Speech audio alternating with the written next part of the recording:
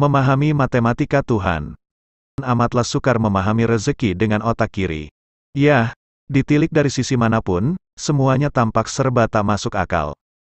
Coba hitung satu persatu, berapa pengeluaran Anda setiap bulannya. Coba hitung juga, berapa pendapatan Anda setiap bulannya. Tidak cocok kan angkanya? Dari tampang Anda, saya sudah tahu jawabannya. Sepertinya lebih besar pengeluaran Anda ketimbang pendapatan Anda, iya kan? Hehehe, jangan tersinggung, saya cuma bercanda. Dan cara hidup seperti ini sudah berlangsung bukan 1 tahun 2 tahun, tapi sudah belasan bahkan puluhan tahun. Kok bisa ya? Begitulah, rezeki itu memang tidak masuk akal, dan kalau Anda mau membuka mata lebih lebar lagi, Anda akan tersadar, Tuhan itu memang maha mencukupkan. Bukankah Dia yang telah menghadirkan kita ke muka bumi ini? Pastilah Dia akan bertanggung jawab untuk mencukupkan rezeki kita, asalkan kita mau ikhtiar dan yakin. Memang, soal rezeki, sampai kapanpun matematika manusia tidak bakal sanggup menyamai matematika Tuhan. Namun demikian, dengan otak kanan, mudah-mudahan sedikit banyak Anda dapat memahami matematika Tuhan dan memanfaatkannya. Memahami, ketidakpastian kita lanjutkan.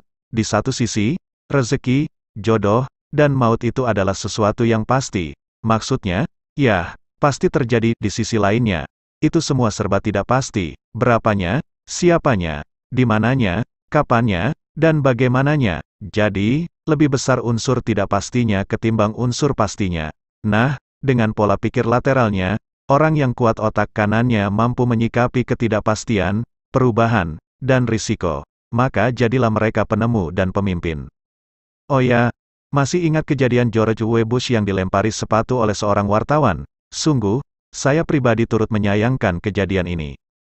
Bukan apa-apa, kan sepatunya bisa rusak. Hehehe, maksud saya, pemimpin itu memang harus mampu menyikapi ketidakpastian, mulai dari lemparan sepatu sampai dengan lemparan dinamit. Terlepas dari itu, salah satu kelebihan bisnis jaringan, seluruh member dilatih oleh support system untuk menjadi pemimpin. Sebaliknya, dengan pola pikir linearnya, orang yang kuat otak kirinya tidak mampu menyikapi ketidakpastian, perubahan, dan risiko, maka jadilah mereka pengikut dan bawahan. Apa yang mereka inginkan hanyalah kepastian.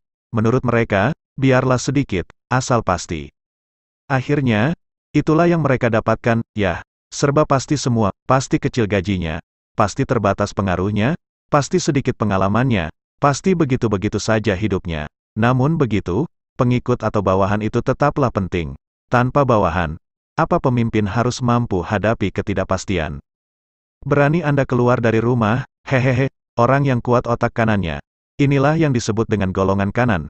Nah, untuk 10 menit ke depan, saya akan menemani dan membimbing Anda untuk menjadi golongan kanan. Anggap saja sekarang saya duduk di samping Anda. Bersiap-siaplah. Bukan kebetulan, buku yang Anda pegang ini adalah seri kelima tentang otak kanan.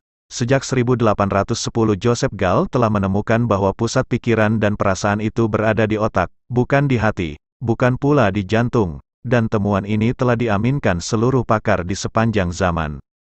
Sejak 1930-an pakar-pakar meyakini bahwa otak kiri adalah otak rasional, yang terkait dengan IQ, sementara otak kanan adalah otak emosional, yang terkait dengan EQ. Tahukah Anda, otak kanan itu yang menentukan 80% kesuksesan, lantaran tak terpisahnya otak kanan dengan EQ. Tahukah Anda, kuatnya otak kanan membuat Anda lebih self-motivated, lebih supel, lebih cerdas emosi, dan lebih awet muda. Ini hasil penelitian, bukan kata-kata saya. Tahukah Anda, menurut Thomas Friedman, seorang penulis yang dianugerahi penghargaan Pulitzer, apabila Anda ingin mengasah otak kanan, maka lakukanlah sesuatu yang Anda cintai. Tahukah Anda, golongan kanan melakukan sesuatu karena panggilan jiwa, bukan panggilan kerja, sepenuh hati, bukan sepenuh gaji.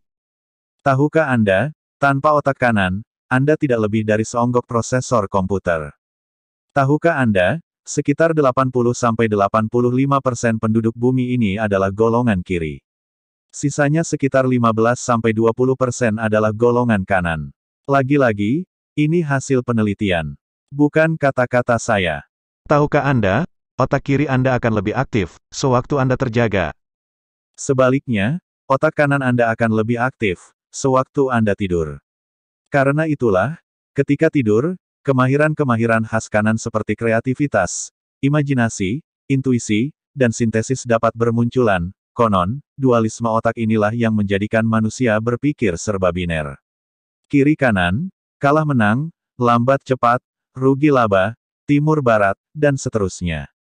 Yah, walaupun begitu, kedua belahan otak ini bekerja beriringan dan saling mendukung. Teori ini dikutip dari buku Keajaiban Rizki, yang dikarang oleh Ipvo Santosa.